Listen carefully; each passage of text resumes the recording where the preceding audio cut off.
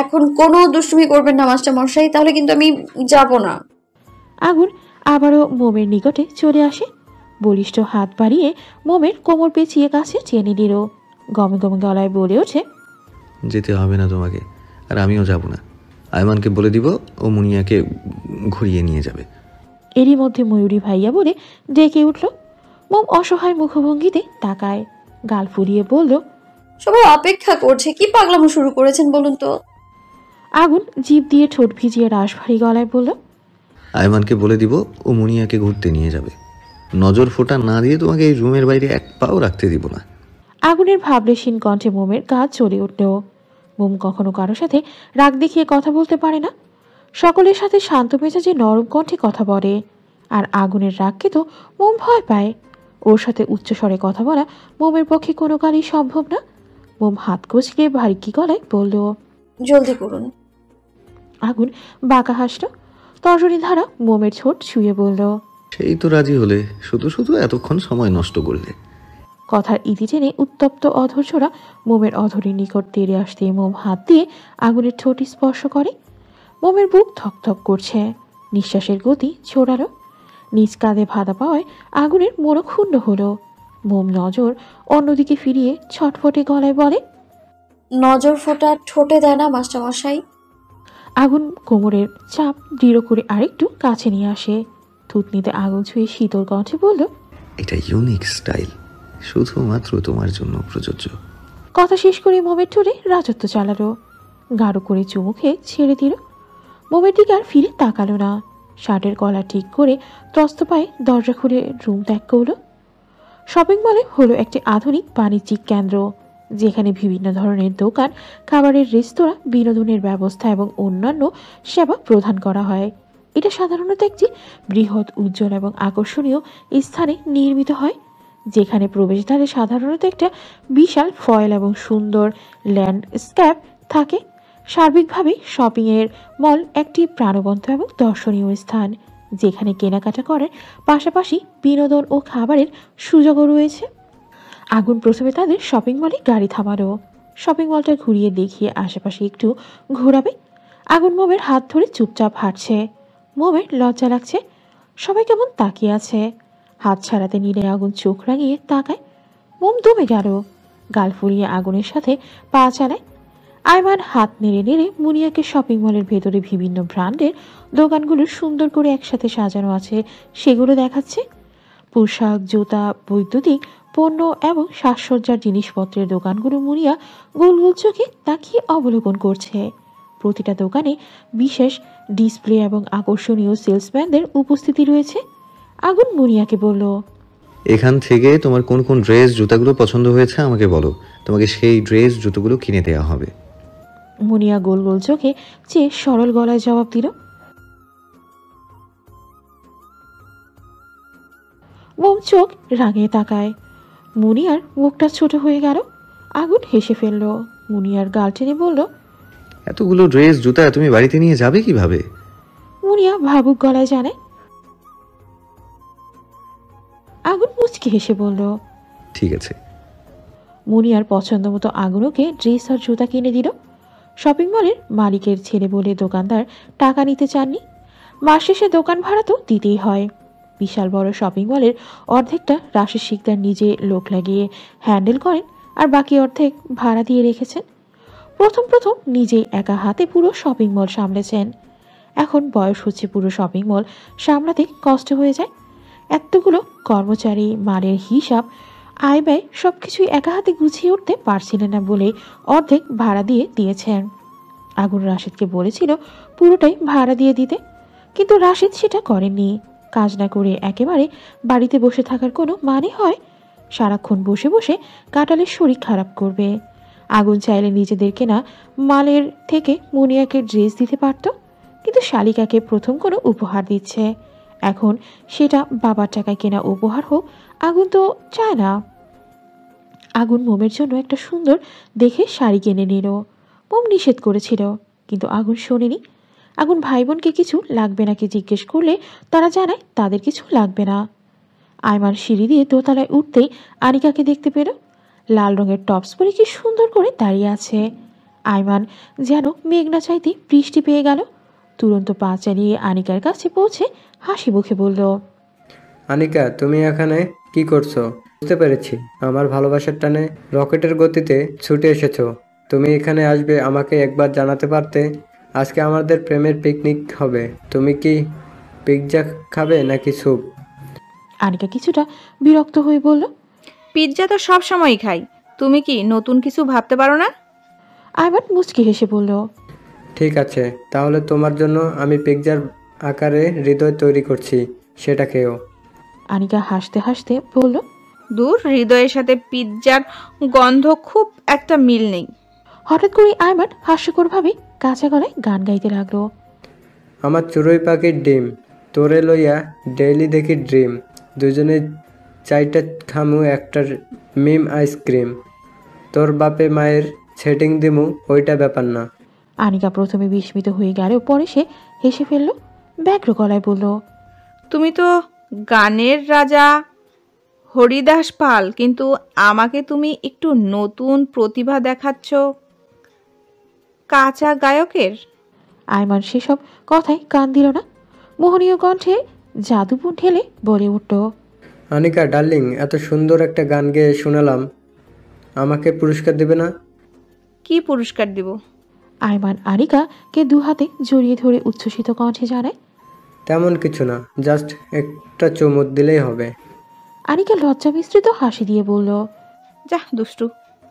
আনিকাকে লজ্জা পেতে দেখে আইমান খুশি হলো। এক হাতে ঘাড় চেপে ধরে চুমু খাওয়ার জন্য ঠোঁটজোড়া এগিয়ে নিল। মুহূর্তে আইমান গগন বিদারী চিৎকার দিয়ে বলে উঠল, ওই মা! আইমানের চিৎকার শুনে আগুন দ্রুত ছুটল দোতারায়। ময়ূরীয় ভাইয়ের সাথে এক প্রকার দৌড়ে চলে গেল।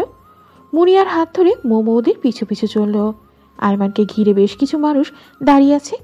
আগুন মানুষগুলোকে সরিয়ে আইমানের কাছে গেল। আইমান পায়ে হাত দিয়ে বসে আছে, নাক মুখ বিকৃত করে রেখেছে যেন সে বিশাল কোনো ব্যথা পেয়েছে। আগুন চিন্তিত ভঙ্গিতে শুধায়, পা ধরে বসে আছিস কেন? ব্যথা পেয়েছিস? আইমান ক্ষীণ স্বরে জবাব দিল, আগুন ভ্রু কুচকে চড়া গলায় বলল, ব্যথা পেয়েছিস কিভাবে? মেয়েদের মতো আবারও পা পিছলে পড়ে গিয়েছিলি? আইমান পা ধরে ধরে আস্তে করে উঠে দাঁড়ায়। তর্জনী উঁচিয়ে রাগী গলায় বলল, এই বেয়াদব মেয়ে হিল জুতা দিয়ে আমার পায়ে আঘাত করেছে। আগুন তাকায়। লাল রঙের টপস পরা মোটাসোটা একটা মেয়ে বিরক্তকর মুখভঙ্গিতে দাঁড়িয়ে আছে। মেয়েটি তেজি গলায় বলে ওঠে, এই ছেলে কাকে বেয়াদব বলছো? এত বড় দামড়া ছেলে অথচ ম্যানার্স জানে না। তুমি তো এই শপিং মলের মালিকের ছোট ছেলে, তাই না? মেয়েদের সাথে অসভ্যতামি করো, বিষয়টা তোমার বাবাকে জানাতে হবে দেখছি। আগুন মেয়েটিকে শান্ত কণ্ঠে শুধারো, কি হয়েছে আমাকে বলুন, আমি ওর বড় ভাই। মেয়েটি গমগমে গলায় বলল, জি, আপনাকেও চিনি। আপনার এই অসভ্য ভাই আনিকা আনিকা বলে আমাকে জড়িয়ে ধরেছিল, চুমুও খেতে চাচ্ছিল। কত বড় সাহস! ছাড়তে বললে ছাড়ছিলই না, সেজন্য না পেরে হিল জুতা দিয়ে পায়ে আঘাত করেছি। আগুন রাগি চোখে তাকায় আইমানের দিকে। আইমান কাচুমাচু হয়ে মাথা নিচে করে নিল। মেয়েটার দিকে তাকিয়ে আগুন শান্ত কণ্ঠে বলল, I am extremely sorry ma'am. আমার ভাইয়ের হয়ে আমি আপনাকে সরি বলছি। ব্যাপারটা এখানেই শেষ করে দিন, আমি ওকে বলে দিব ভবিষ্যতে আর এমন হবে না। মেয়েটা সাপের মতো ফোঁস করতে করতে হনহনিয়ে চলে গেল। আইমান মাথা তুলে তাকালো। মোমের দিকে নজর পড়তে একটা মেয়েকে হাসি দিল। বিনিময়ে মোমো কিঞ্চিত মুচকি হাসি উপহার দিল। আগুন আর কথা বাড়ালো না, সবাইকে নিয়ে শপিং মল থেকে বেরিয়ে আসতো। গাড়িতে উঠে বসতে বসতে আইমান বিড়বিড় করে বলল, তার মানে তখন ওই মেয়েটা আনিকা ডার্লিং ছিল না, মেয়েদের রূপে একজন ডাইনি ছিল। সবটাই আমার ভ্রম ছিল। আচ্ছা, ভ্রম ছিল আর যাই ছিল, এত তাড়াতাড়ি ভ্রমটা শেষ হয়ে গেল কেন? অ্যাটলিস্ট চুমুটা খাওয়া পর্যন্ত অপেক্ষা করতেও ফাটা কপাল আমার। এদিক সেদিক ঘুরতে ঘুরতে রাত হয়ে গিয়েছে, প্রায় এশারের সময়। আইমান জানায় ডিনার করে বাসায় যাবে। আগুন ওদের নিয়ে বড়সড় একটা রেস্টুরেন্টে প্রবেশ করলো। সকলের পছন্দ অনুযায়ী খাবার অর্ডার দিয়ে অপেক্ষা করতে লাগলো। খাবার আসতেই সকলে খাওয়া শুরু করলো। খাবার খাওয়ার সময় মোমের পায়ে কারো পা লাগায় মোম ঝুঁকে টেবিলের নিচে উকি দিল। আগুনের পা দেখে মুখ কুঁচকে ফেলল। মাথা উঠিয়ে আগুনের দিকে তাকায়। আগুনের ভাবভঙ্গি স্বাভাবিক। মোম হতাশ হয়ে খাবারে মনোযোগ দিল। আগুন ঠোঁট টেপে হেসে পুনরায় একই কাজ করল। আয়মান খাবারের দিকে নজর রেখে ফিসেল গলায় বলল। এ পর্যায়ে মোমের কাশি উঠে গেল, খাবার তালুতে উঠে গিয়েছে। আগুন তুরন্ত পানির গ্লাস এগিয়ে দিয়ে পিঠে হাত বুলিয়ে দিতে লাগলো। আয়মানের দিকে চেয়ে থমকে বলল, আজ সিঙ্গেল বলে টেবিলের নিচে বউয়ের সাথে রোম্যান্স করতে পারি না। কতদিন নিষেধ করেছি খাবার খাওয়ার সময় কথা বলবি না, কানের নিচে একটা দিলে ঠিক হয়ে যাবে। আয়মান ঠোঁট উল্টে জবাব দিল, আজকাল সত্যি কথা ভাত নাই। ডিনার করে সকলে বাসায় চলে যায়। ময়ূরী জানায় কালকে তার স্পেশাল ক্লাস আছে। আয়মানেরও ভার্সিটি খোলা। অগত্যা আগুন একটা ট্যাক্সি গাড়ি ভাড়া করে ওদের গাড়িতে তুলে দিল। মুনিয়া যেতে চাচ্ছিল না, সে বোনের কাছে থাকবে। আগুন বলেছে থাকতে চাইলে থাকবে, সমস্যা নেই, একটা রুম তো ফাঁকা পড়েই থাকে। কিন্তু ময়ূরী তাকে বুঝিয়ে সাথে নিয়ে গিয়েছে, বলেছে গ্রামে যাওয়ার আগে ওর বাবা মা আরেকবার এসে মোমের সাথে দেখা করে যাবে। মুনিয়া মনে মনে মেনে নেয় তার সব কথা। উনি তো গাড়িতে চড়তে মুনিয়ার বেশ ভালো লাগে, তাই ময়ূরীর সাথে ওই বাড়িতে ফিরে গেল। এতে আবার গাড়ি করে এখানে আসতে পারবে। বাসায় ফিরে আগুন ফ্রেশ হয়ে ল্যাপটপ নিয়ে সোফায় বসে পড়ল।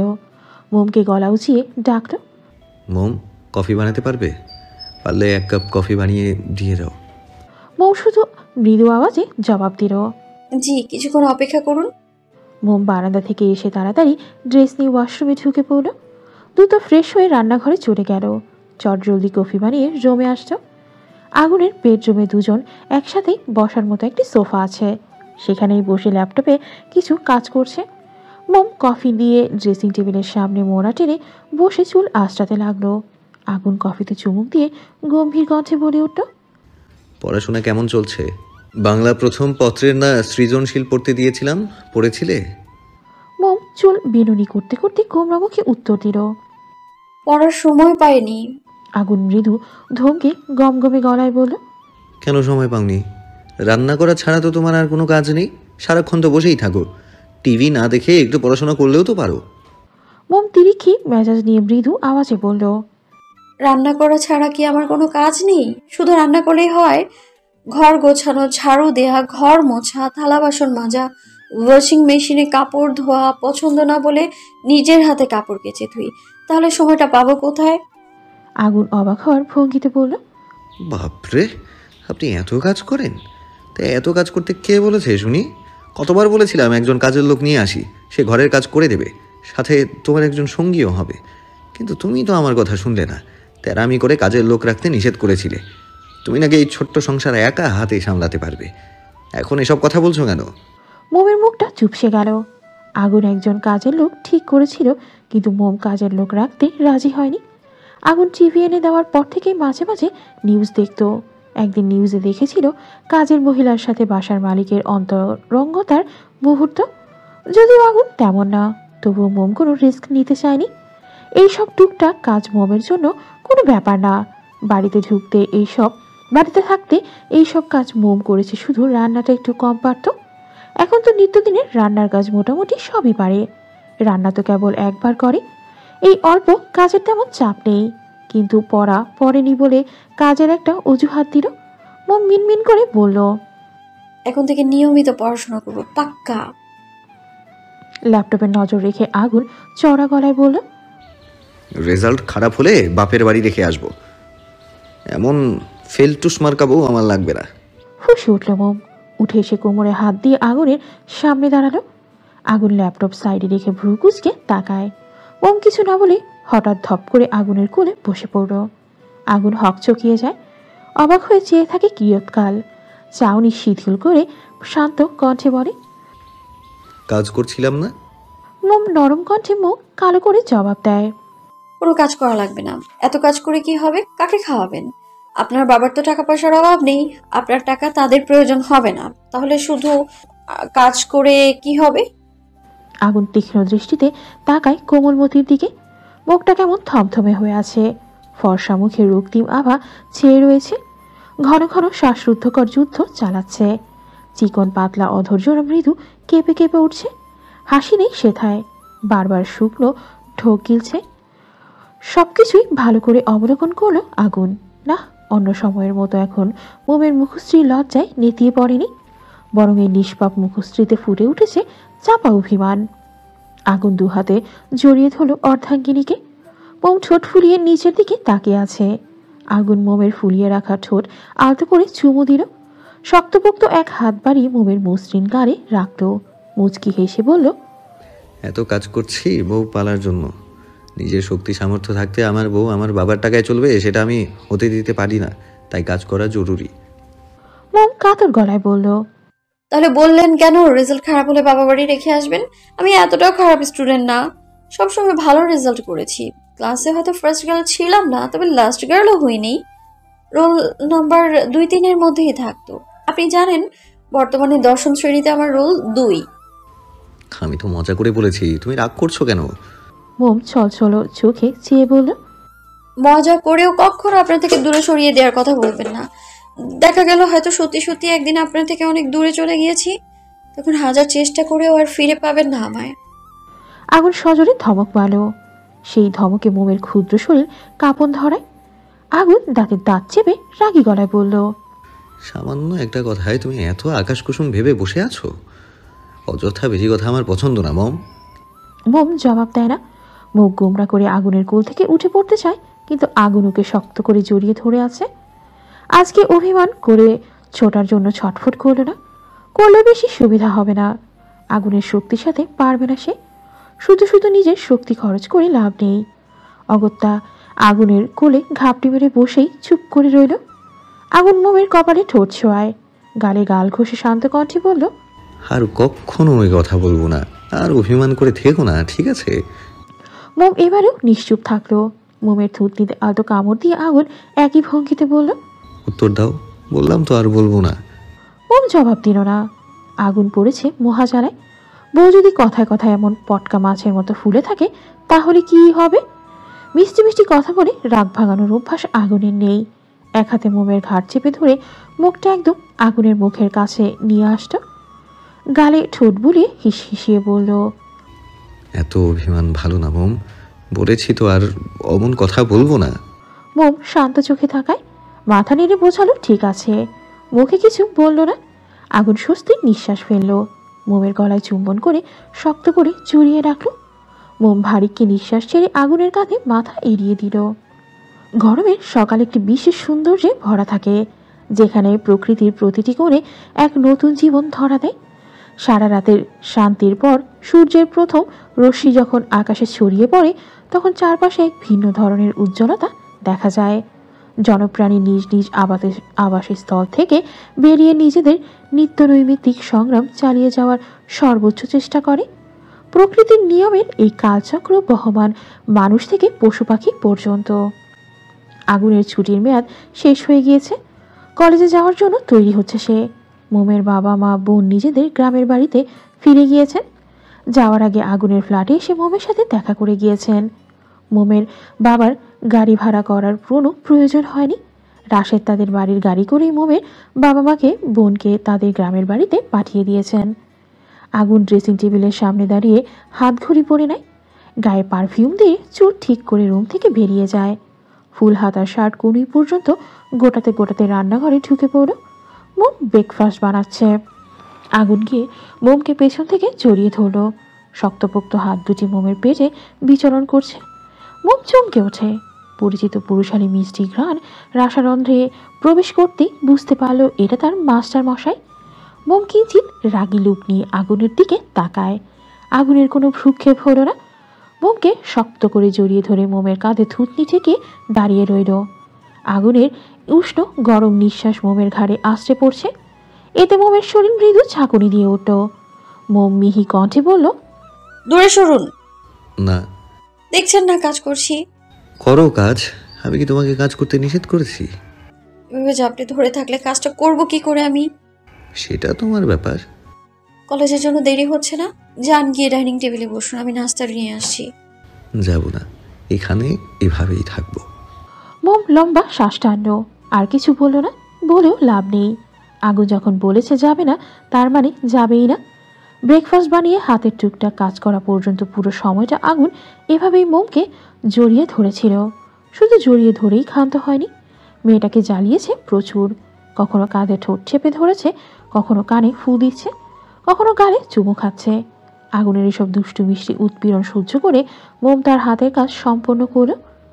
ব্রেকফাস্ট করে আগুন ড্রয়িং রুমের সোফায় বসে টিভি দেখছে। মোম ওড়নায় ভেজা হাত মুছে ড্রয়িং রুমে আসে। ভ্রু কুচকে চেয়ে থাকে আগুনের দিকে। চঞ্চল পায়ে হেঁটে গিয়ে আগুনের পাশে বসল। আগুন মোমকে এক পলক দেখে টিভিতে মনোনিবেশ করলো। দুশ্চিন্তায় মোমের ললাটে প্রগাঢ় ভাঁজ পড়ল। সাবলীলভাবে জিভ দ্বারা ঠোঁট ভিজিয়ে জিজ্ঞেস করলো, কলেজে যাবেন না? আগুনের ভরাট স্বর। যাব। আগুন তাকায়। চাউনি শিথিল, মুখ বিবর স্বাভাবিক, শান্ত কণ্ঠে বলল, তোমার সকল কাজ কমপ্লিট? জি, কিছুক্ষণ পর দুপুরের রান্নার জন্য জোগাড়াতি করবো আর কি। আজ রান্না করতে হবে না। কেন? মোম অবাক হয়ে জানতে চাইল। আগুন উঠে মোমের হাত ধরে বেডরুমে যেতে যেতে গম্ভীর কণ্ঠে জবাব দিল, আশানুর ইনভাইট করেছে ওদের বাসায় যাওয়ার জন্য। ওর বউ আফিফা তোমাকে দেখতে চেয়েছে। ব্যস্ততায় টেস্টের রিপোর্টগুলো আনতে যেতে পারিনি, আর আশানুর নিজেও দিয়ে যেতে পারিনি। তাছাড়া তোমার বাবা মা যাওয়ার পর থেকে কেমন মনমরা হয়ে থাকো, একটু ঘুরে আসলে ভালো লাগবে। মোম চনমনে কণ্ঠে শুধালো, দাওয়াত তো দুপুরের জন্য, এখন গিয়ে কি করব? আপনি কি আমার সাথে থাকবেন? কলেজে যাবেন না? যাবে না কেন? তোমাকে ওদের বাসায় দিয়ে আমি কলেজে যাব। কলেজ থেকে ডিরেক্টলি আশানুরের বাসায় যাব। আর দাওয়াত শুধু দুপুরের জন্য না, আশানুর বলেছে সকাল সকাল চলে যেতে। আজকে ওদের বাসায় থাকতেও বলেছে। থাকবেন? আগুন ভ্রুচি জিজ্ঞেস করে। কি মনে হয় তোমার? বিনিময়ে মোম মৃদু হাসল। আগুন শপিং মল থেকে আনা শাড়িটা মোমের হাতে তুলে দিল। নিরাট স্বরে বলল, এই শাড়িটা পরো। মোম শাড়িটা হাতে নিয়ে শুধালো, আপনার কলেজের দেরি হয়ে যাবে না? ফার্স্ট ক্লাস 11টা বেজে, প্রথম প্রবলেম নেই, তুমি দ্রুত রেডি হও। মোম আর কথা বাড়ালো না। শাড়ি নিয়ে ওয়াশরুমে ঢুকে পড়ল। শাড়িটা কোনো রকম গায়ের সাথে পেঁচিয়ে বেরিয়ে এসেছে। আগুন ভ্রু কুচকে ফেলল। গম্ভীর কণ্ঠে বলল, তুমি তো এখন শাড়ি পরতে পারো, তাহলে এভাবে পরেছো কেন? মোম গোমরা মুখে উত্তর দিল, ওয়াশরুমে ঠিকভাবে শাড়ি পরতে পারছিলাম না। ফ্লোরে পানি থাকায় শাড়ি ভিজে যাচ্ছিল, স্বাচ্ছন্দ্য বোধ করছিলাম না। তাড়াতাড়ি রেডি হও। মোম আমতা আমতা করে বলল। আপনি রুম থেকে চলে যান। আগুন ভ্রু যুগল কুচকে চওড়া গলায় জিজ্ঞেস করলো, আমি থাকলে কি সমস্যা? মোম মাথা নিচু করে মিনমিন করে বলল, আমি আপনার সামনে শাড়ি পরতে পারবো না। আগুন ফোঁস করে নিঃশ্বাস ছাড়ল। মোমের কোমর টেনে নিজের সাথে মিশিয়ে নিল। এক হাতে চোয়াল চেপে ধরল। চোখে চোখ রেখে গমগমে গলায় বলে উঠল, তোমার সব কিছুই আমার দেখা শেষ, নতুন করে দেখার মতো কিছুই নেই। ঢং না করে দ্রুত রেডি হও, লেট হচ্ছে আমার। বাক্য শেষ করে মোমকে ছেড়ে দিল। আগুনের লাগামহীন কথায় মোম লজ্জায় কুকড়ে গেল। গাল ফুলিয়ে আগুনের সামনে তৈরি হতে লাগলো। আগুন আর চোখে মোমের দিকে তাকায়। ড্রেসিং টেবিলের আয়নায় মোমের মুখশ্রী সম্পূর্ণ দেখা যাচ্ছে। আগুনের চোখ আটকে যায় মোমের উন্মুক্ত প্যাটে। ধবধবে ফর্সা মসৃণ প্যাট আগুনের চোখ ধাঁধিয়ে দিচ্ছে। নজর ফেরানো বড় কষ্টসাধ্য হয়ে পড়েছে। নিষিদ্ধ ইচ্ছাগুলো কড়া নাড়তে শুরু করেছে ঝড়ের গতিতে। মোম ঘাড় ঘুরিয়ে তাকায়। মোমের চাহনিতে আগুন অস্বস্তিতে পড়ে যায়। চটজলদি নজর ফিরিয়ে নেয়। মোম শাড়ি পরে চুলগুলো খোপা করে নিল। সম্পূর্ণ তৈরি হয়ে আগুনের সামনে এসে দাঁড়ায়। আগুন মোমকে এক পলক দেখে হাত ধরে বাসা থেকে বেরিয়ে গেল। লাউ শাক পাতা হাতে করে বাড়িতে প্রবেশ করতেই অনামিকার চোখ ছানা বড়া হয়ে গেল। বিস্ময় দৃষ্টিতে তাকিয়ে থাকে বাবার দিকে। আনিকার বাবা আয়মানের সাথে কি সুন্দর হেসে হেসে কথা বলছে। আনিকার মস্তিষ্ক ফাঁকা ফাঁকা লাগছে। শিরা উপশিরায় রাগ যেন তরতর করে বেড়ে চলেছে। শাকপাতা রান্নাঘরে রেখে ধূপধাপ পা ফেলে এগিয়ে যায় তাদের নিকট। কোমরে হাত রেখে চিবিয়ে চিবিয়ে বলল, আপনি আমাদের বাড়ি পর্যন্ত চলে এসেছেন? আয়মান যেন ওর কথা শুনতেই পেল না। আনিকার দিকে তাকালো না পর্যন্ত। আনিকার গা জ্বলে উঠল। আনিকার রাগ মিশ্রিত কণ্ঠস্বর শুনে আনিকার বাবা উচ্ছ্বসিত হয়ে শান্ত কণ্ঠে মেয়েকে বললেন, ছেলেটা চিনতে পারছিস? তুই নাকি ওকে চিকিৎসার জন্য হাসপাতালে নিয়ে গেছিলি। আমি জানি তো আমার মেয়ে পরোপকারী মানুষ। ছেলেটা কত ভদ্র, কৃতজ্ঞতা জানাতে বাড়িতে চলে এসেছে। আজকাল উপকার করলে কয়জন মনে রাখে। ছেলেটা ভারী মিষ্টি। আনিকা বিড়বিড় করে বলল। মিষ্টি না, হার বজ্জাত। আয়মান মুচকি হেসে বলল, আজকাল সত্যি কথার ভাত নাই।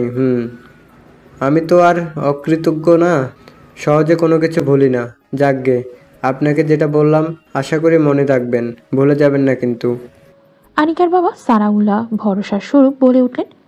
মনে থাকবে বাবা, এমন সোনার টুকরো ছেলের কথা কেউ ভুলে যায়। আরমান ঠোঁট কামড়ে হাসে। সানাউল্লাহর গাল চেপে দিয়ে বলল, সেজন্য তো আপনাকে আমার এত ভালো লাগে। সানাউল্লাহ থমথমে খায়। রাশভারী কণ্ঠে বললেন, আমি তোমার গার্লফ্রেন্ড না যে গাল টিপাটিপি করবে। পরবর্তী বিষয়টি খেয়াল রাখবে। আরমান জিভ কাটো মেকি হেসে বলল, জি আচ্ছা, আমি এখন আসি আঙ্কেল। তোমার সাথে কথা বলে ভালো লাগলো, সময় পেলে আবার এসো। আরমান আনিকার দিকে চেয়ে দুষ্টু হেসে জানায়, তা তো অবশ্যই, একমাত্র মেয়ের হবু জামাই বলে কথা, আমি আসবো না তো কে আসবে। বলেই ঘর থেকে বেরিয়ে যায়। আনিকা চোখ বড় বড় করে তাকায় বাবার দিকে। নাকের পাটাতন ফুলিয়ে চেঁচিয়ে বলে ওঠে, বাবা, এই ছেলেটার ওই সব ফালতু কথা শুনে তুমি ওকে কিছু বললে না কেন? সানাউল্লাহ ভাবলেশীনভাবে জবাব দিল, কি বলবো, ভুল কি বলেছে ছেলেটা?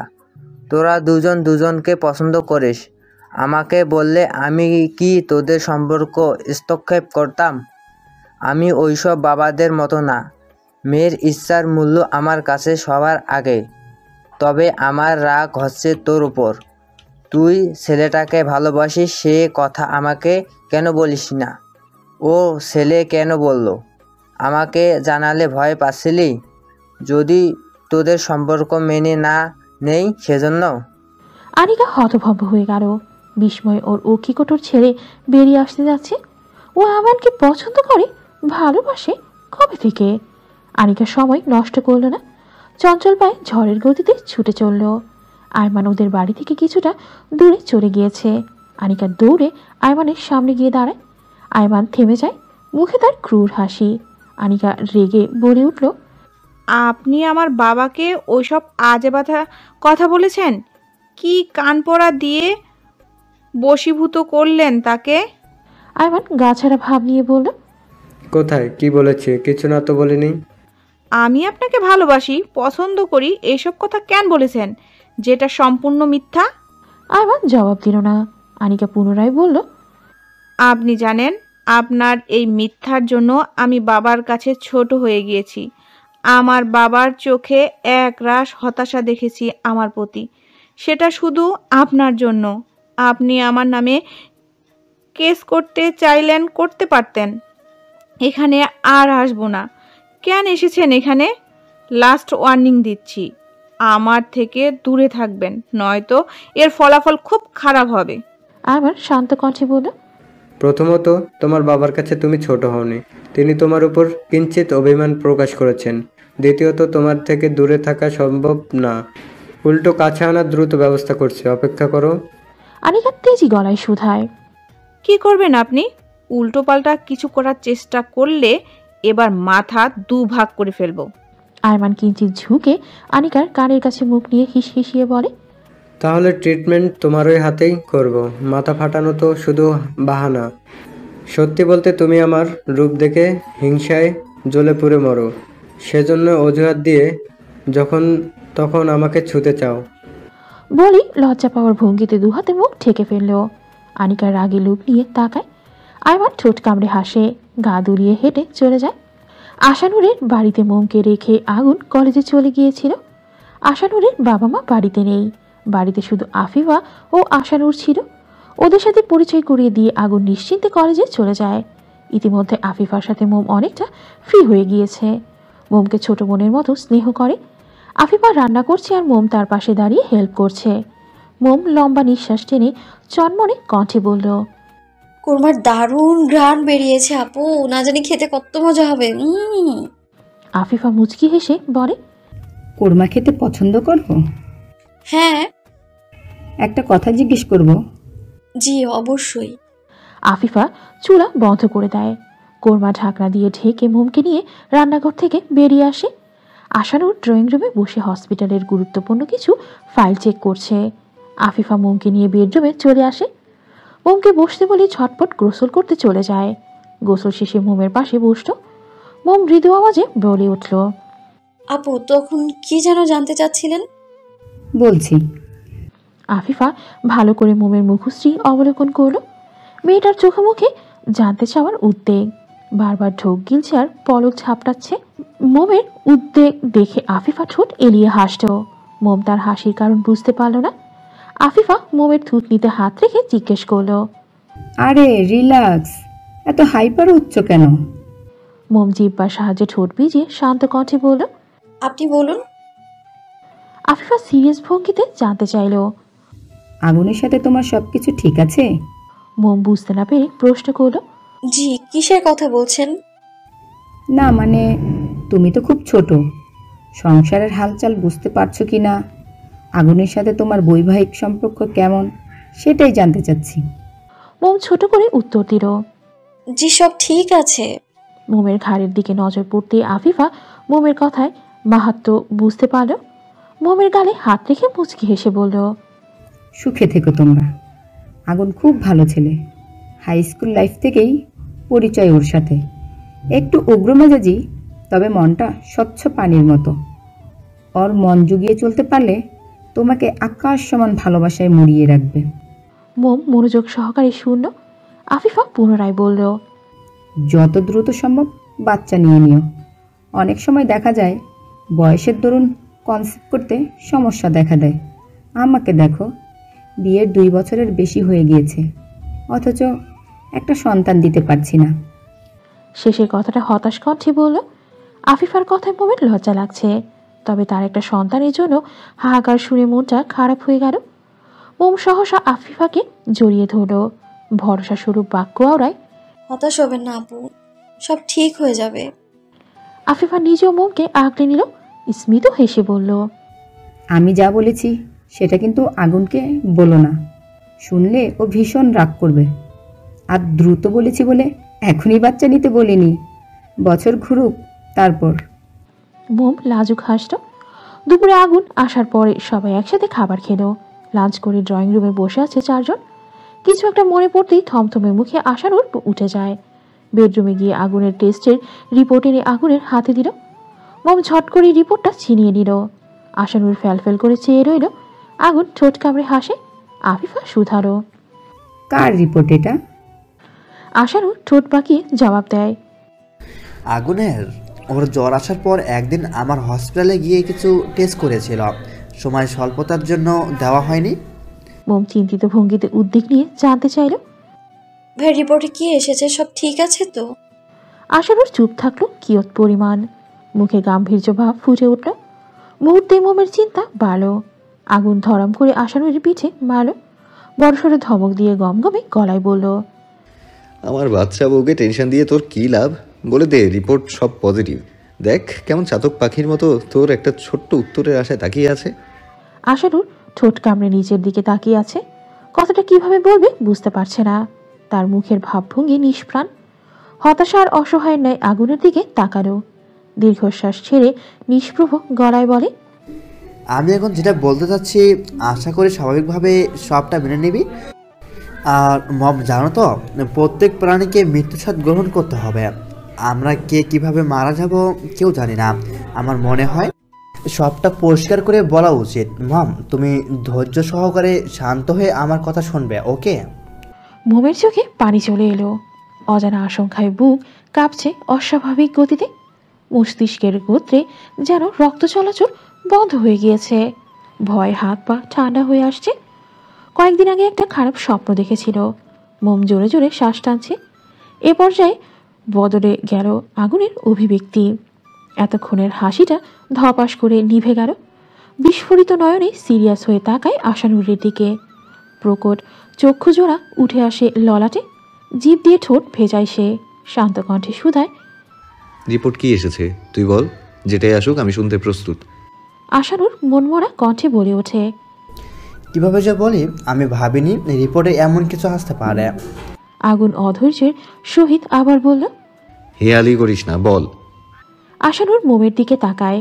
মেয়েটার অক্ষিকোটরে পানি টলমল করছে। এই তো এক্ষুনি গড়িয়ে পড়ল বলে। রক্ত জবার মতো পাতলা অধৈর্যরা কেমন শুষ্ক দেখাচ্ছে। আশানুর তপ্ত নিঃশ্বাস ফেলল। আফিফা চিন্তিতর সমেত বিরক্তকর কণ্ঠে বলল, কি হলো আশানুর? তুমি চুপ করে আছো কেন? তোমার নীরবতা কারো কোমল হৃদয় আঘাত হানছে। তুমি কি সেটা বুঝতে পারছো না? মুহূর্তেই কারো চিকন কণ্ঠে আর্তনাদ শুনে সেদিকে দৃষ্টি তাক করলো তিনজন। মোম মৃদু আওয়াজে ফুপিয়ে ফুপিয়ে কাঁদছে, আতঙ্কিত গলায় কেঁদে কেঁদে বলে উঠল, ওনার কি কোনো বড় অসুখ হয়েছে? বলুন না ভাইয়া, কিছুদিন আগে আমি একটা ভয়ঙ্কর স্বপ্ন দেখেছিলাম, সেটা আবার সত্যি হয়ে যাবে না তো? চুপ করে থাকবেন না, বলুন সবটা প্লিজ। মোমের কান্নায় আগুনের মস্তিষ্ক অচল হয়ে গেল। তড়িৎ বেগে উঠে ওদের সামনেই মোমকে শক্ত করে বুকে জড়িয়ে ধরল। আগুনের বুকটা কেমন ধরাস ধরাস করছে। আশানুর পুনরায় মুখভঙ্গি বদলে হাততালি দিয়ে হো হো করে হেসে উঠল। হাসতে হাসতে আফিফার গায়ের ওপর ঢলে পড়ল। আফিফা বিরক্ত হয়ে দূরে সরে গেল। আগুন ভ্রুকুচকে তাকায়। আশানুর অধরের হাসি বজায় রেখে বলল, ভয় পাওয়ার মতো কিছু হয়নি, আলহামদুলিল্লাহ, সকলের রিপোর্ট পজিটিভ। আগুন একদম পারফেক্ট আছে। আবহাওয়ার পরিবর্তনে হয়তো জ্বর এসেছিল। মোম কবুতরের ছানার মতো আগুনের বুক থেকে মুখ তুলে উকি দিল। আগুন ঠিক আছে শুনে স্বস্তির নিঃশ্বাস ছাড়ল। আগুনের বুকের সঙ্গে মিশে এখনো ফুপিয়ে যাচ্ছে মেয়েটা। আগুন মোমের মাথায় হাত বুলিয়ে দেয়, চোখের পানি মুছে দিয়ে চোয়াল শক্ত করে আশানুরের দিকে এগিয়ে যায়। আশানুর জানে এখন আগুন ওর চেহারার গঠন বদলে দিবে, তাই সময় নষ্ট না করে দ্রুত ছুটে বেডরুমে গিয়ে দরজা বন্ধ করে দিল। আগুন মুষ্টিবদ্ধ করে দরজায় আঘাত করছে, তাতে দাঁত চেপে বলল, পালাচ্ছিস কেন? বেরিয়ে আয় বলছি। সাধে কি আর তোকে ছাগল বলি? তোর সাহস কত বড়, আমার বউকে কাঁদাস? দরজা বন্ধরত অবস্থায় আশানুর চিৎকার করে জবাব দেয়, রেগে যাচ্ছিস কেন? আমি তো শুধু দেখতে চেয়েছিলাম তোর পিচ্ছি বউ তোকে কতটা ভালোবাসে। আগুন ফোঁস করে নিঃশ্বাস ছাড়ল, গম্ভীর কণ্ঠে বলল, তাই বলে এমন জঘন্য পরিস্থিতি বানিয়ে বলবি? তোর ডাক্তার হওয়ার কোনো যোগ্যতাই নেই। ডাক্তার মানুষকে টেনশন ফ্রি করে, আর তুই উল্টো টেনশন দিস। কতক্ষণ লুকিয়ে বসে থাকবি? একবার হাতের কাছে পাই তখন মজা করার স্বাদ হারে হারে টের পাবি। অন্য কিছু বা অন্য কাউকে নিয়ে মজা করলে কিছু বলতাম না, হাসি মুখে মেনে নিতাম। কিন্তু তুই আমার কোমলমতিকে নিয়ে এত জঘন্য একটা মজা করলি। তোর কারণে আমার বউয়ের চোখ দিয়ে যে অশ্রুকণা পড়েছে তার মূল্য তো তোকে দিতেই হবে। আশানুর অসহায় গলায় বলে উঠল, ভাই এবার মতো মাফ করে দে প্লিজ, আর কখনো এমন করব না, প্রমিস। আগুন কিছু বলল না, গটগট করে ড্রয়িং রুমে চলে গেল। আফিফা স্নেহময় হাত বুলিয়ে দিচ্ছে মোমকে। আগুন মোমকে এক হাতে জড়িয়ে ধরে আফিফার থেকে বিদায় নিয়ে ওদের বাড়ি থেকে বেরিয়ে আসতো। আগুন ঠিক করলো মোমকে নিয়ে এখন বাসায় ফিরবে না, আশেপাশে কিছুক্ষণ ঘুরবে। 4 চাকাওয়ালা গাড়ি নিস্তেজ হয়ে দাঁড়িয়ে। সময়টা বিকেল 4টার কাছাকাছি। স্থির গাড়িটার ভেতর আগুনের কোলে বসে বুকের সঙ্গে লেপ্টে আছে মোম। মেয়েটার মুখবিবর ভার হয়ে আছে, লতানোর শরীরটা কেমন নেতিয়ে পড়েছে। আগুনের কাঁধের শার্টের অংশ খামচে ধরে আছে। আগুনের মুখভঙ্গি স্বাভাবিক, গরম লাগছে ওর। হাত বাড়িয়ে শার্টের বুকের কাছের দুটো বোতাম খুলে দিল। ওদের গাড়িকে পেছনে ফেলে কত শত গাড়ি হাওয়ার বেগে নিজ গন্তব্যে প্রস্থান করছে। মোম কাচের ছোট্ট জানালা দিয়ে সেসব কিছু অবলোকন করল। দুজনের মধ্যে পিন পিন নীরবতা বিরাজমান। মৌনতার ইতি টেনে আগুনের শান্ত কণ্ঠ ভেসে ওঠে, ভাবছি এখন বাসায় ফিরবো না, বেরিয়েছি যখন আরেকটু চারপাশ ঘুরবো। তুমি কি বলো? মোম নিরুত্তর। আগুনের বুককে মুখ ঘষল। আগুন হতাশ হলো। হাতের অঞ্জলি পটে মোমের মুখশ্রী তুলে নিল। যত্ন নিয়ে মোমের কপালে চুমু এঁটে দিল। মোমের নেত্রযুগল ছলছল করে উঠল। বেহায়া চক্ষু পানি করার তর সইল না, টুপ করে গড়িয়ে পড়ল। ঠাই পেল মোমের কিঞ্চিত রক্তাভাব ফর্সা গালে। মোমের এই লুকটা আগুনের কাছে দেখতে কি মিষ্টি লাগছে। টুপ করে কামড় বসানো মোমের লাল হয়ে যাওয়া উঁচু নাকে। হাত দিয়ে চোখের জল মুছল না। পুরুষালী ঠোঁট জোড়া ছুঁয়ে গেল সেথায়। আজ মোম লজ্জায় আগুনের বুকে মুখ লুকাল না, স্থির বসে আছে। আগুনের বুঝি তা সহ্য হয়? মোমের খোপা করা চুলগুলো খুলে দিল অবলীলায়। মোম চকিতে তাকালো স্বামীর আদরে। আগুন মুখ ডুবিয়ে দিল মোমের ঘাড়ে। কোমরে থাকা হাতের বন্ধন দৃঢ় হলো। মোমের বক্ষস্থল কেঁপে ওঠে। পেলব হাত চলে যায় আগুনের সিল্কি চুলে। মুহূর্তে মৃদু আর্তনাদ করে উঠল মেয়েটা। আগুন তার সূক্ষ্ম তাদের জোর প্রয়োগ করলো মোমের ঘাড়ের নরম চামড়ায়। মোমের ব্যথাতুর আওয়াজে কামড়ের জায়গায় আলতো চুমু দিয়ে ছেড়ে দিল। লম্বা চুলে মুখ ডুবিয়ে সেথায় গ্রান লুফে নিল। নজরে নজর মেলালো, সময় ব্যয় করল না। হুট করে আঁকড়ে ধরল বউয়ের কোমল ওষ্ঠদয়, গাঢ় করে চুম্বন করলো সেথায়। মোম ভারী কি নিঃশ্বাস চালো। আগুন শীতল গলায় বলল, ওই ব্যাপারটা ভুলে যাও। আশানুর সব সময়ই এরকম দুষ্টুমি করতো, তবে ভাবতে পারিনি এমন সিরিয়াস বিষয়ে ছাগলটা মজা নেবে। মোম নাক টেনে সরল গলায় বলে ওঠে, জানেন আমি ভয় পেয়ে গিয়েছিলাম। কিছুদিন আগে স্বপ্নে দেখেছিলাম আমরা দুজন আলাদা হয়ে গিয়েছি, কেউ একজন আমাদের আলাদা করে দিতে চাইছে, আর সে তার কাজে সফলও হয়েছে। আগুন মোমের থুতনিতে চুমু খেল, শক্ত করে জড়িয়ে ধরে নীরস স্বরে বলল, ভয় পেও না, কেউ আমাদের আলাদা করতে পারবে না। যতদিন বেঁচে থাকবো আগুনের বুকে শুধু মোম থাকবে। মরার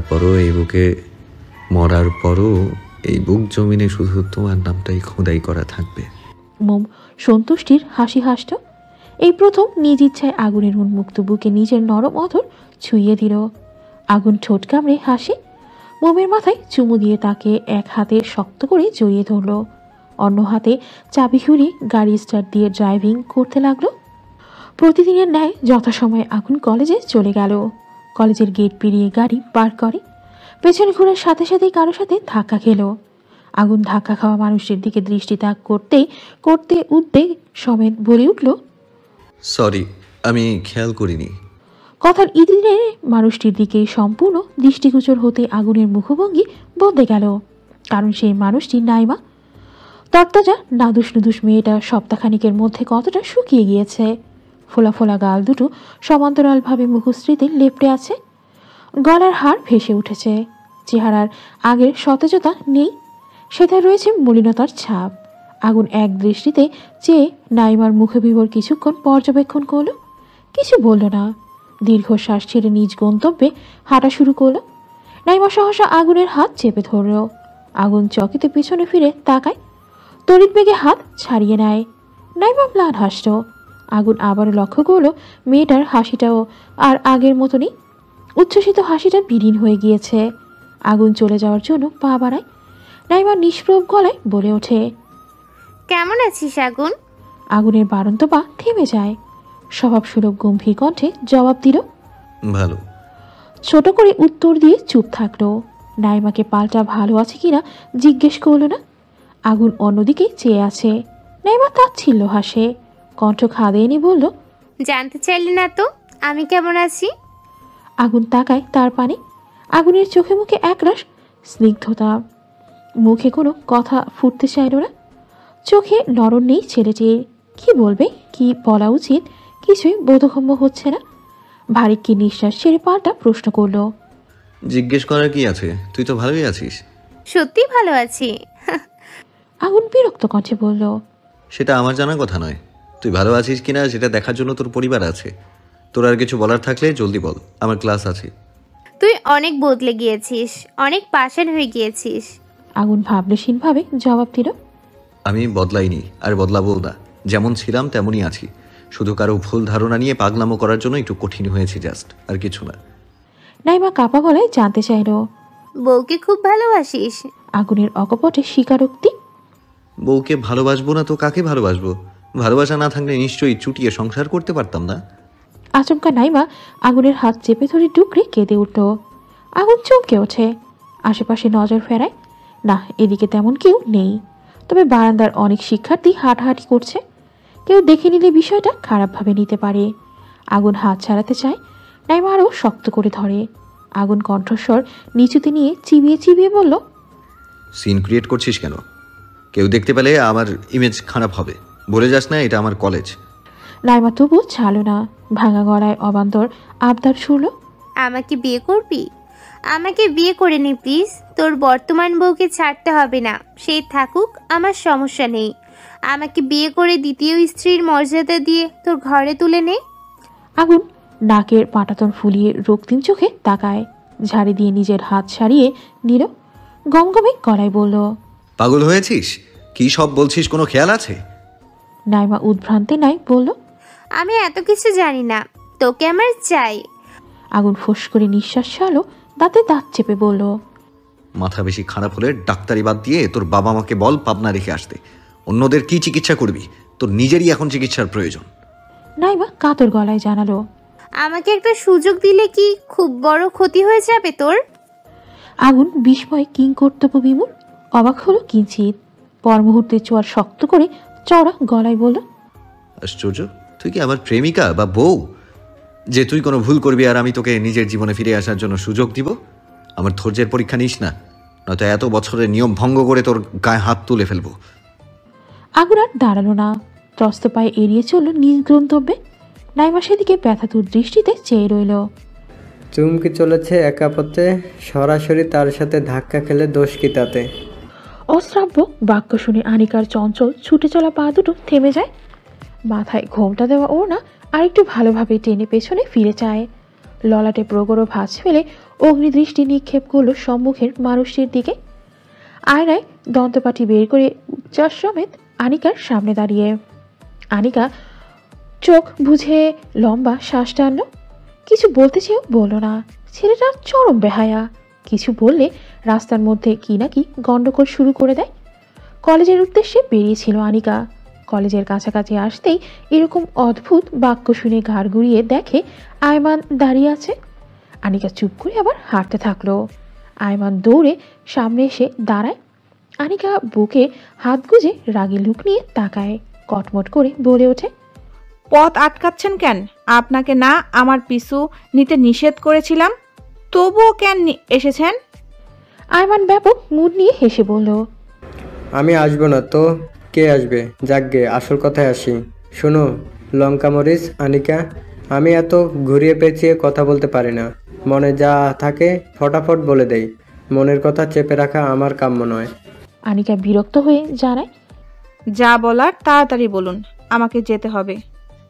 আয়মান উচ্চ বাক্যে বলে উঠল, রাখো তোমার যাওয়া যাই, আমার মাথা বিগড়ে গিয়ে ওনার কলেজে যাওয়া হচ্ছে। আমি তো ভার্সিটির ক্লাস রেখে তোমাকে আমার মনের কথা জানানোর জন্য এত দূর ছুটে এসেছি, তাই চুপ করে আমার কথা শুনবে, কথার মাঝখানে কথা বলবে না। আনিকা ঝাঁস দিয়ে বলল, যদি না শুনি তো কি করবেন? কেস করবেন? করুন। আয়মান থুতনি চুলকে ফট করে নিরেট স্বরে বলল, আনিকা আমি তোমাকে ভালোবাসি। কিভাবে ভালোবেসেছি, কেন তোমাকে ভালোবেসেছি, এসব অবান্তর কথা জিজ্ঞেস করো না। এর উত্তর আমার নিজের কাছেও নেই। শুধু এতটুকু জানি তুমি আমার। আমি খুব ছটপট টাইপের একজন ছেলে। আড্ডা মাস্তি নিত্যকার কাজকর্ম। অনার্স এখনও কমপ্লিট হয়নি। তোমার সাথে দেখা হওয়ার আগেই অনেক মেয়েদের সাথে রিলেশনশিপে ছিলাম, বাট ট্রাস্ট মি, তাদের সাথে ফোনে কথা বলা আর সামান্য ঘোরাঘুরি ছাড়া এর বেশি কিছু করিনি। কিন্তু তোমাকে দেখার পর বিশ্বসুন্দরী রমণী চোখের সামনে দিয়ে গেলেও সেটায় আয়মানের চোখ আটকায় না। আমি একটু বেশি দুষ্টুমি করি, তবে আমি খারাপ ছেলে না। আমি সত্যিই তোমাকে ভালোবেসে ফেলেছি অনিকা। আমি চাইলে জোর করে তোমার সাথে কিছু করতে পারি, সেই ক্ষমতা আমার আছে। তবে শুধু শরীর নয়, মন সহ তোমাকে আমি চাই। একদমই কথাগুলো বলে ভারী কি নিঃশ্বাস ত্যাগ করলো আয়মান। আনিকা ফ্যালফেল করে চেয়ে আছে, ওর ভাবভঙ্গি বোঝা যাচ্ছে না। আয়মান পুনরায় মিহি কণ্ঠে বলল, আমি জানি তোমার কোনো বয়ফ্রেন্ড নেই, সব খোঁজ নিয়েছি আমি। তাই বাংলা সিনেমার মতো ডায়লগ দিতে পারবে না যে সরি ভাইয়া আমার বপ আছে, তোমার মা নেই, বাবাই তোমার সব। এটাও জানি তোমরা নিম্ন মধ্যবিত্ত পরিবারের লোকজন, তাতে আমার বিন্দুমাত্র আগ্রহ নেই। বিয়ে করলে তো আর টাকাকে করব না, করব তোমাকে। ভাবার জন্য কয়েকদিন সময় দিচ্ছি, মন দিয়ে ভাবো। তবে দিন শেষে যেন উত্তর হ্যাঁ হয়, মনে থাকা যেন। আনিকা ঠোঁট কামড়ে আয়মানের কথা শ্রবণ করল। মুখবিবর গাম্ভীর্য করে শুধালো, প্রপোজ করছেন নাকি থ্রেট করছেন? আয়মান গাছাড়া ভাবে জবাব দিল, তুমি যেটা ভাবো। আনিকা চক্ষু হাসল, কিন্তু মুখে বলল, আপনার মতো অভদ্র ছেলেকে নিয়ে ভাবতে আমার বয়ে গেছে। আয়মান আনিকার চোখে দৃষ্টি তাক করে বলল, না ভাবলে তোমার লস, কারণ ভাববার সময় চলে গেলে নির্দিষ্ট সময়ে পর তোমাকে আর সুযোগ দেওয়া হবে না। তোমার একটা ব্যবস্থা ঠিকই করব, এটা পুরো কনফার্ম। আনিকা ব্যঙ্গাত্মক করে বলে ওঠে, কি করবেন? যখন করব তখন দেখতে পারবে। আপাতত সামনে থেকে সরো। আমার মতো হ্যান্ডসাম ছেলে দেখলেই রাস্তায় দাঁড়িয়ে কথা বলতে ইচ্ছে করে, তাই না? আনিকার মুখ হা হয়ে গেল। বলে কি এই ছেলে? দাঁতে দাঁত চেপে বলল, আমি আপনাকে দেখে দাঁড়িয়েছি, আপনি নিজেই তো আমার পথ আটকালেন। আয়মান স্মিত হাসে, দু কদম এগিয়ে আনিকার মুখোমুখি হয়ে হিসিয়ে বলল, জীবনে চলার পথে কখনো ফিরে তাকাতে নেই, তবে কোনো সুন্দরী মেয়ে পাশ দিয়ে পেরিয়ে গেলে সেটা আলাদা ব্যাপার। বাণীতে দ্য গ্রেট বিশ্বকবি আয়মান শিকদার। ডোরবেল বাজতেই মোম গিয়ে দরজা খুলে দিল। আগুন গম্ভীর মুখভঙ্গিতে দাঁড়িয়ে আছে। মোমের চোখ যায় আগুনের হাতে থাকা শপিং ব্যাগে। আগুন নিঃশব্দে ভেতরে আসে। মোম দরজা আটকে দেয়। আগুন বিছানার উপর ব্যাগগুলো রেখে তোয়ালে নিয়ে ওয়াশরুমে ঢুকে পড়ল। মোম ব্যাগগুলো উল্টে পাল্টে দেখতে লাগলো। ভেতরে জামা কাপড় রাখা। মোম কাপড়গুলো বের করলো।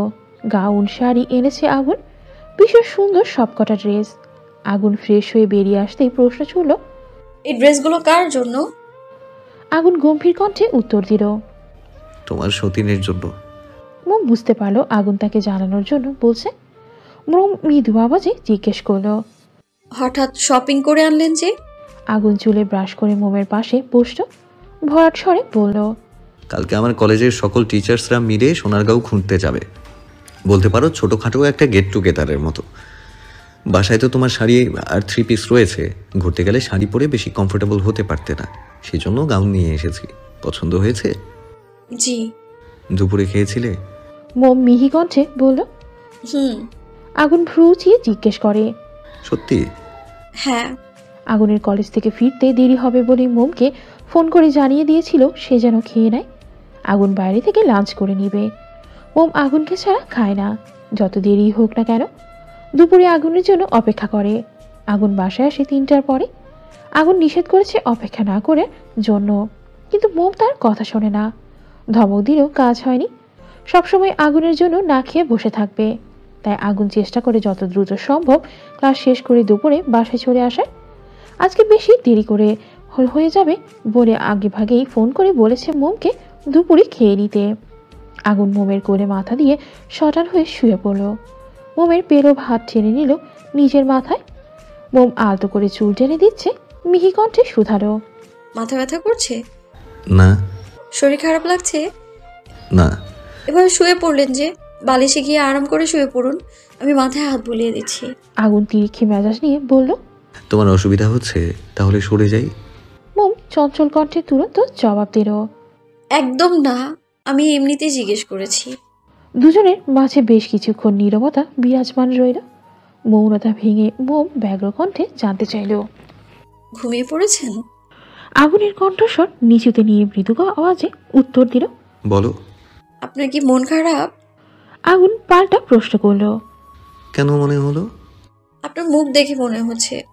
আগুন উঠে বসল, নিজে সেই তির্যক চাহনি নিক্ষেপ করল। মোম ভরকে গেল। দোলনার মতো দুলে উঠল তনুমন। শুষ্ক ঢোক গিলল। রেগে গেল নাকি মানুষটা? রাগার মতো তো কিছুই বলেনি সে। তাহলে? আগুন হাত টেনে মোমকে বালিশে শুইয়ে দিল। ঝুঁকে ভ্রু কুচকে চেয়ে রইল। মোমের বক্ষস্থল ঢেউয়ের মতো চলাৎ করে উঠল। গাত্রে গাত্রে যেন হিমশীতল রক্ত প্রবাহিত হচ্ছে। ঠোঁট নেড়ে কিছু বলতে উদ্যত হতে আগুন সেথায় তর্জনী স্পর্শ করল। মোম সহসা কথাটা গিলে নিল। আগুন ভারিক্কি নিঃশ্বাস ছেড়ে মোমের বুকে মাথা দিয়ে শুয়ে পড়ল। লম্বা শ্বাস টেনে মোমের শরীরের মেয়েলি ঘ্রাণ নাসারন্ধ্রে টেনে নিল। নাইমার সাথে কথা বলার পর থেকেই মন মেজাজ ঠিক নেই। রাগ হচ্ছে খুব, কিন্তু রাগটা আসলে কার উপর বুঝে উঠতে পারছে না। নাইমা তখন ওই রকম একটা কথা কিভাবে বলতে পারলো? ওর কণ্ঠনালীতে এত জোর কিভাবে আসতো? মুখে উচ্চারণ কিভাবে করলো মোমকে ধোকা দিয়ে তাকে বিয়ে করার? এভাবে আর কতদিন চলবে? এতবার বোঝানোর পরও কাজ হচ্ছে না। ঘুরে ফিরে নিজের সেই একঘেয়ে কথা নিয়েই পড়ে আছে। ভালোবাসা কি এত সহজ যে চাইলেই কাউকে দিয়ে দেওয়া যাবে? তাহলে নাইমা কেন বুঝতে পারছে না কি চলছে তার মনে? আগুনের প্রতি ক্ষোভ আবার মোমের উপর দেখাবে না তো? এরকম কিছু হলে আগুন নাইমাকে কখনো ক্ষমা করবে না। আগুনের কাজে মোম অবাক হলো ভীষণ। আগুনের পিঠে এক হাত রেখে নরম কণ্ঠে শুধালো, হঠাৎ কি এভাবে শুলেন যে? ইচ্ছা। আমার মনে হচ্ছে আপনি কোনো কিছু নিয়ে চিন্তায় আছেন। আমাকে বলুন, আমি শুনতে চাই। আগুন গম্ভীর কণ্ঠে বলল, কিছুই হয়নি। এত বেশি ভাবতে কে বলে তোমাকে? মোম গোমরা মুখে বলল, আমি ভাববো না তো কে ভাববে? আগুন উত্তর দিল না। মোমকে শক্ত করে জড়িয়ে ধরে চোখ বন্ধ করলো। জবাব নেই পেয়ে মোম হতাশার নিঃশ্বাস ছাড়ল। আগুনের চুলের ভাঁজে হাত গুজে চনমনে চিত্তে বলে ওঠে, ঘুরতে যখন যাচ্ছি ময়ূরী আপুকে সাথে নিয়ে চলুন, পারলে আমরান ভাইয়াকেও। সবাই মিলে গেলে তো খুব মজা হবে। আগুন চওড়া গলায় বলল, আমার কলেজের টিচার্সরা মিলে ঘুরতে যাবে, সেখানে ফ্যামিলির সবাইকে কিভাবে নিয়ে যাব? তুমি বউ, তাই তোমাকে নিয়ে যাওয়া যাবে, অযথা বায়না করো না। মোমের মুখটা চুপসে গেল। ভালোভাবে বললেই তো হতো, এত রাগ দেখিয়ে বলার কি আছে? মোম ঠোঁট পাকায়, কথা বলবে না কুমড়ো মার্কা লোকটার সাথে। আগুনের মাথা হতে হাত সরিয়ে নেয়, মোস্টামুষ্টি করতে থাকে। আগুন ধমকে বলে ওঠে, এত নড়াচড়া করছো কেন? মোম গাল ফুলিয়ে তেরা কণ্ঠে বলল, সমস্যা হলে ছেড়ে দিন, আমি নড়াচড়া করবই। আগুন ফোঁস করে তপ্ত শ্বাস টানল। মাথাটা কেমন চিনচিন ব্যথা করছে। মোমকে ছেড়ে পিছনে ফিরে অন্যদিকে মুখ করে শুয়ে পড়ল। মোম চমকে উঠল। বিস্ময় ছোট্ট মুখখানা আপনা আপনি ফাঁক হয়ে গেল। রাগ করলো কি কুমড়ো মার্কা লোকটা? মোমের দৃঢ় নিঃশ্বাস, কিছু তো একটা হয়েছে। নয়তো এই লোক মোমকে কাছে পেয়ে না জ্বালিয়ে এত নিশ্চুপ থাকার মানুষ সে না। এখন কিছু জিজ্ঞেস করার দরকার নেই, পরে ঠান্ডা মাথায় জেনে নেওয়া যাবে।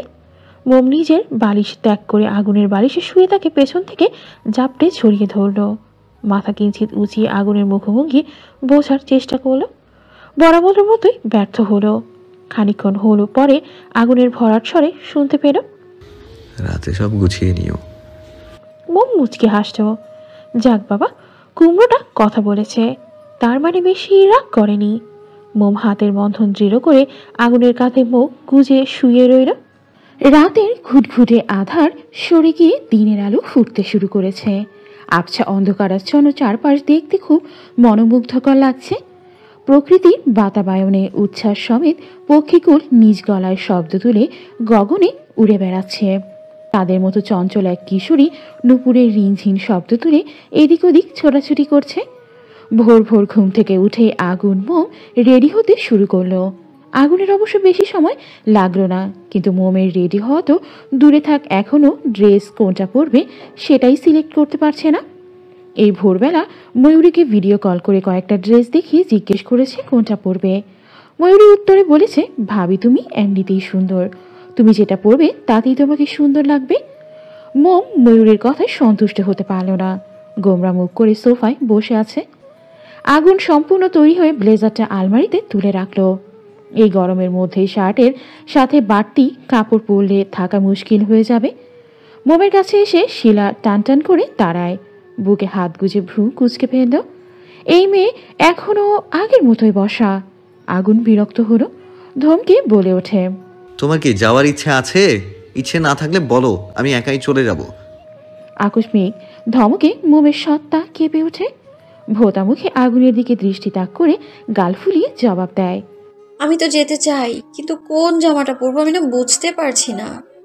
আগুন ফোঁস করে নিঃশ্বাস ছাড়ল। বিছানায় জামা কাপড় ছড়িয়ে ছিটিয়ে আছে। আগুন একটা শাড়ি হাতে তুলে নিয়ে মোমকে কাছে ডাকলো।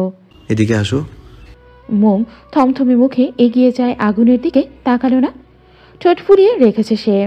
আগুন ঝুঁকে মোমের ফুলিয়ে রাখা নিচের ঠোঁটে আলতো করে কামড় দিল। স্মিত হেসে বলল, ঠোঁট ফুলিও না, খেয়ে ফেলবো। মোম ধীর স্বরে বলে, বাজে লোক। এই শাড়িটা পরো, সোনারগাঁও পৌঁছে হোটেলে যাওয়ার পর ড্রেস চেঞ্জ করা লাগবে, তখন অন্য ড্রেস পরে নিও। মোম বাধ্য মেয়ের মতো শাড়ি পরতে লাগলো। আগুন সোফার হাতড়ে ঠেস দিয়ে দাঁড়িয়ে ঠোঁট কামড়ে ফোন টিপছে। মোম শাড়ি পরার এক ফাঁকে আয়নায় আগুনের দিকে নজর গেল। অমনি তার বক্ষস্থল ছলাৎ করে উঠল।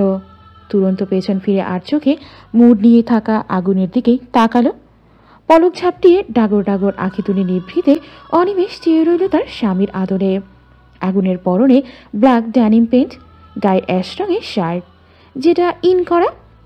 শার্টের হাতা কুনি পর্যন্ত গোটানো, ফর্সা শরীরে দারুণ মানিয়েছে। বুকের কাছে দুটো বোতাম খোলা, ভেতরে সেন্ডু গেঞ্জি পরেছে, তবে সেটার গলা বড় হয় তেমন নজরে আসছে না। মোমের নারী সত্তার দুর্বলতা, বুকের লোমগুলো কেমন ড্যাপ ড্যাপ করে তাকিয়ে আছে, যেন মোমকে ডাকছে ওই লোমশ বুকে মিশে যেতে। মাথার চুলগুলো সুন্দর কাট করে পেছনে নিয়ে রাখা, ফর্সা হাতে সোনালি রঙের হাত ঘড়িটা কি চমৎকার লাগছে। ঠোঁট কামড়ে ধরায় গোলাপি রঙা অধৈর্যরা টকটকে লাল রং ধারণ করেছে। কিছুদিন আগে আগুন ক্লিন শেভ করেছিল, এতে মোম চিৎকার করে পুরো বাসা মাথায় তুলেছিল। আগুনের দাড়ি চুল বড় হওয়ায় সেলুনে গিয়েছিল।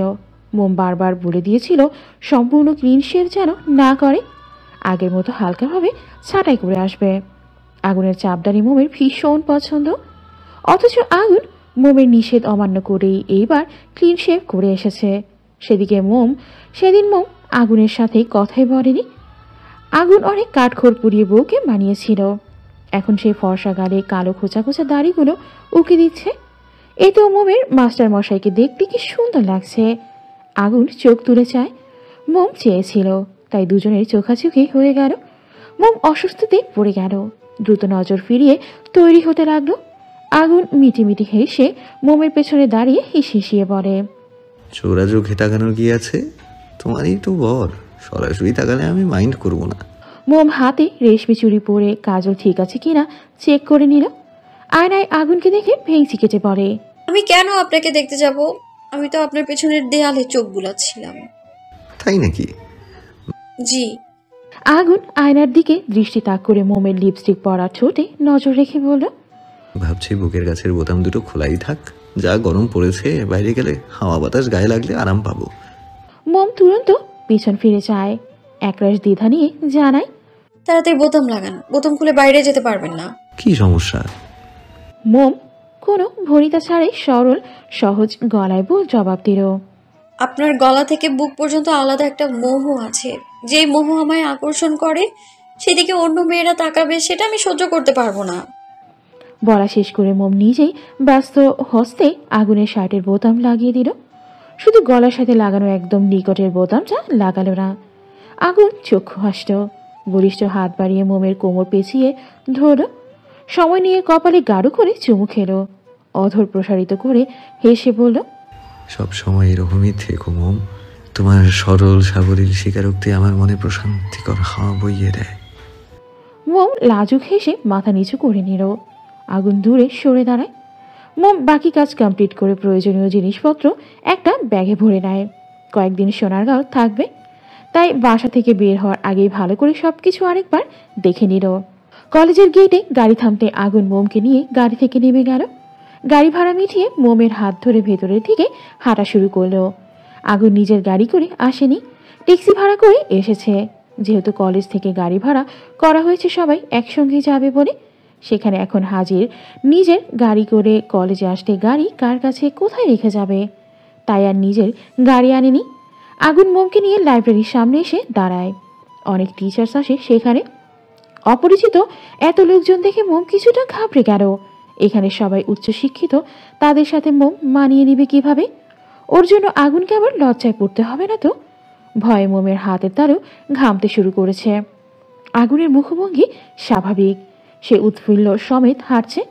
লাইব্রেরির ভেতরে প্রবেশ করতেই সকলে তীক্ষ্ণ দৃষ্টি নিক্ষেপ করলো ওদের উপর। আগুনকে দেখে সবাই খুশি হলো। প্রিন্সিপাল স্যার এসে আগুনের কাঁধে হাত রেখে শুধালেন, এত দেরি হলো কেন? আগুন কিঞ্চিত হাসার চেষ্টা করে বলে, ওই রেডি হতে একটু দেরি হয়ে গেল, সবাই এসে পড়েছে। হ্যাঁ, তোমার জন্যই অপেক্ষা করছিল সবাই। Sorry sir. প্রিন্সিপাল মুচকি হেসে বলেন, ইটস ওকে ম্যান। আগুন বাকিদের দিকে তাকায়। সবাই কেমন হাঁ করে তাকিয়ে আছে, তাদের চোখে মুখে একটা বিস্ময়। তাদের একাগ্রতা গভীর চাহনি আগুনের পাশে দাঁড়িয়ে থাকা সুন্দরী রমণীর দিকে। অল্প বয়সী হুড়পড়ি আগুনের সাথে কি করছে? সকলের মনে এই একটা প্রশ্ন উকি দিচ্ছে। তাদের মনোভাব বুঝতে পেরে আগুন স্মিত হেসে জানালো, মিট মাই ওয়াইফ মিসেস আগুন শিকদার। সকলেই যেন হোঁচট খেলো, চোখ বড় বড় করে তাকিয়ে আছে দুই কপত কপতির দিকে। প্রিন্সিপাল স্যার এতক্ষণ মোমকে লক্ষ্য করেনি। তিনি নিজেও আগুনের বলা মিসেস শিকদার কথায় বেশ অবাক হয়েছেন।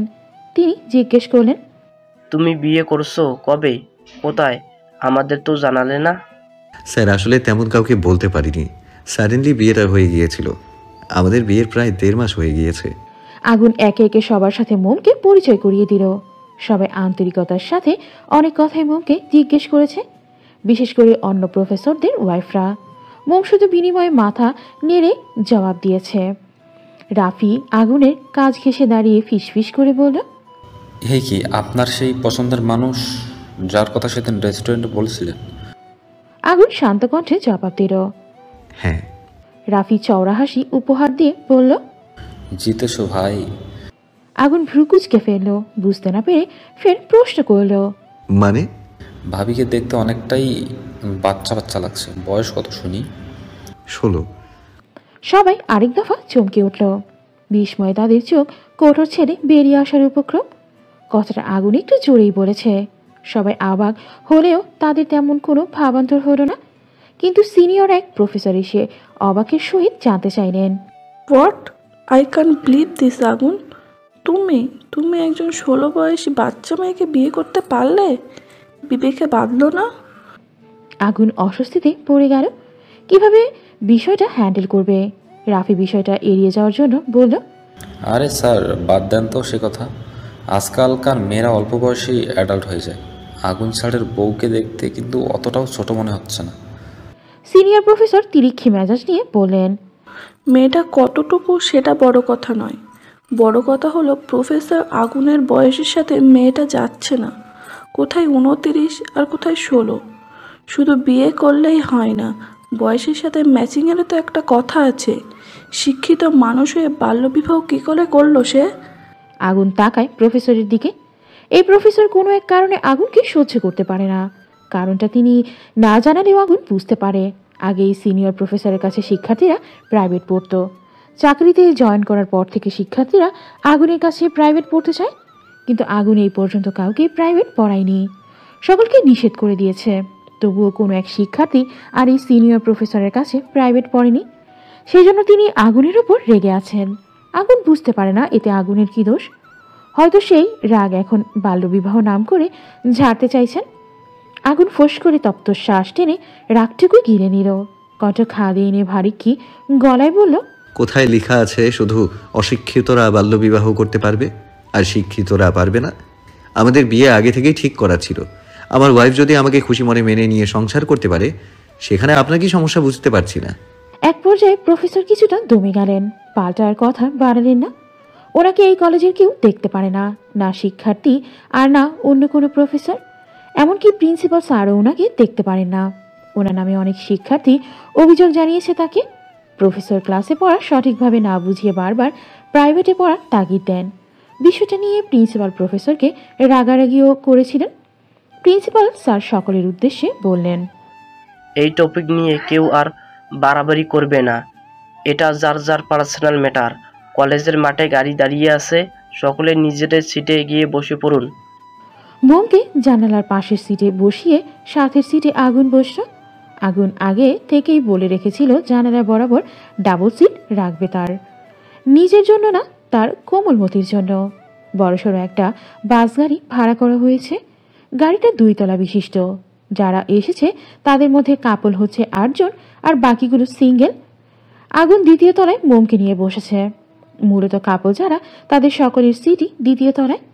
আকাশ এখন বেশ পরিষ্কার। ইতিমধ্যে সূর্যের কিরণ পৃথিবীর বুকে হানা দিয়েছে। রাতের অন্ধকার সরিয়ে নিজের দীপ্তি সরিয়ে দিয়েছে ধরণীর বুকে। গাড়ি চলতে শুরু করেছে তার নিজ গতিতে। মোম শাড়ির সাথে হিজাব বাঁধেনি, ক্লিপ দিয়ে ফুলের মতো করে খোপা পেতেছে। গাড়ি চলার সাথে সাথে মোমের কানের দুল সামনে পিছে দুলছে। আজ একটু ভালোই সাজগোজ করেছে মোম।